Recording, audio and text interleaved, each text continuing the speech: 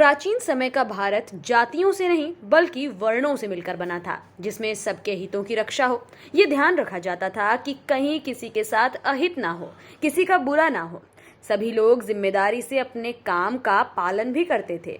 ये प्रमुख वर्ण मुख्य रूप से चार थे: ब्राह्मण, क्षत्रिय, वैश्य और शूद्र। इन सबके लिए अलग अलग काम बनाए गए ताकि समाज आराम से चल सके। जैसे ब्राह्मणों को यज्ञ, देवताओं की पूजा और समाज के पथ प्रदर्शन की जिम्मेदारी दी गई, वहीं समाज की सुरक्षा की जिम्मेदारी क्षत्रियों को दे दी गई, क्योंकि इन्हें काफी निडर माना जाता था।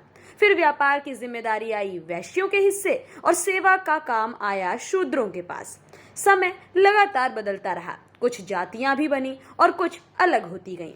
इन सभी में कुछ ना कुछ बदलाव होते गए। बताया जाता है कि ऐसे ही जो क्षत्रिय वर्ण है वो क्षत्रिय जाति में बदल गया और बाद में इन्हें राजपूत कहा जाने लगा, जिसमें आज तक होड़ मची हुई है कि क्षत्रिय ही राजपूत है, राजपूत ही क्षत्रिय है। लेकिन ऐसा नहीं है। क्षत्रिय कोई जाति नहीं बल्कि एक वर्ण है, जिसमें हर उस योद्धा का नाम शामिल है जिसने किसी भी तरह का युद्ध किया। यानी उस क्षत्रिय के वंशज अगर खुद को क्षत्रिय कहें तो ये किसी भी तरह से गलत नहीं होगा। क्षत्रिय अपनी वीरता और साहस के लिए जाने जाते थे। युद्ध और सुरक्षा की जिम्मेदारी का निर्वहन करना सिर्फ उनकी ही जिम्मेदारी थी, इसीलिए उन्हें मुख्य रूप से क्षत्रिय कहा गया। क्षत्रियों के वंशज बाद में खुद को राजपूत कैसे कहने लगे, ये बदलाव हम आपको बताते हैं। प्राचीन सिद्धांतों और मान्यताओं के मुताबिक क्षत्रिय की उत्पत्ति ब्रह्मा की भुजाओं से हुई मानी जाती है। वहीं महाभारत के आदि पर्व के अंश अवतारण पर्व के अध्याय 64 के मुताबिक क्षत्रिय वंश की उत्पत्ति ब्राह्मणों ने की। एक और कथा के मुताबिक क्षत्रियों की उत्पत्ति अग्नि से हुई। कुछ कहते हैं कि वशिष्ठ मुनि ने आबू पर्वत पर 4 क्षत्रिय जातियों को उत्पन्न किया, जिसमें प्रतिहार, परमार, चौहान और चालुक्य या सोलंकी थे। वहीं वैदिक काल की बात की जाए तो अंतिम अवस्था में राजन्य या राजन की जगह क्षत्रिय शब्द ने ले ली, जिसका अर्थ किसी व्यक्ति का किसी स्थान पर नियंत्रण करना है। वास्तव में क्षत्रिय सभी राजवर्ग और सैन्य वर्ग का प्रतिनिधित्व करता था। क्षत्रिय वर्ग का मुख्य कर्तव्य युद्ध काल के दौरान समाज की रक्षा करने के लिए युद्ध करना और शांति काल में अच्छा शासन प्रदान करना था, और इस दौरान कर्म के आधार पर ही उसे क्षत्रिय वर्ण में गिना जाता था, भले ही उसके पिता या पूर्वज किसी दूसरे वर्ण के क्यों न रहे हों।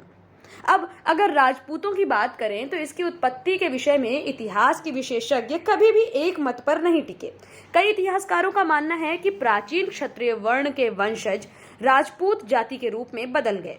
वहीं औपनिवेशिक काल के कुछ विद्वान कहते हैं कि क्षत्रिय विदेशी आक्रमणकारियों के वंशज हैं, यानी जिन्होंने बाहर से आकर भारत पर हमला किया, उनके ही वंशज बाद में क्षत्रिय कहलाए, जो भारतीय समाज में आकर रच बस गए और फिर यहाँ से कभी लौट कर गए ही नहीं। बताया जाता है कि राजपूत शब्द को पहली बार 11वीं शताब्दी के संस्कृत शिलालेखों में शाही पदनामी लोगों के लिए देखा गया, जो राजा के पुत्रों और उसके करीबी के लिए उपयोग हुआ। धीरे धीरे राजपूत एक सामाजिक वर्ग बन गया और फिर ये वंशानुगत कब होते चला गया, इसका कोई परिमाण कहीं पर नहीं है।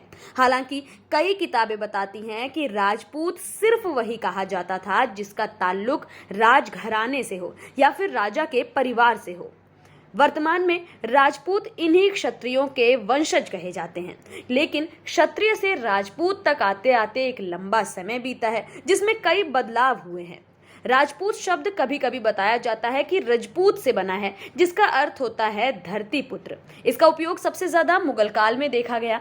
आज के समय में राजपूतों को अलग अलग नाम से भी जाना जाता है, जैसे उत्तर प्रदेश में अधिकतर ठाकुर, बिहार में बाबू साहेब या बबुआन, गुजरात में बापू, पर्वतीय क्षेत्रों में रावत या राणा।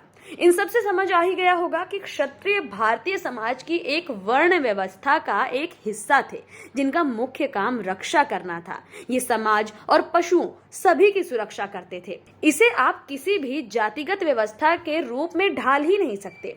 वहीं राजपूतों का उदय इन्हीं क्षत्रिय वर्ण के राजाओं से हुआ, इसीलिए राजपूत खुद को क्षत्रियों का वंशज मानते हैं।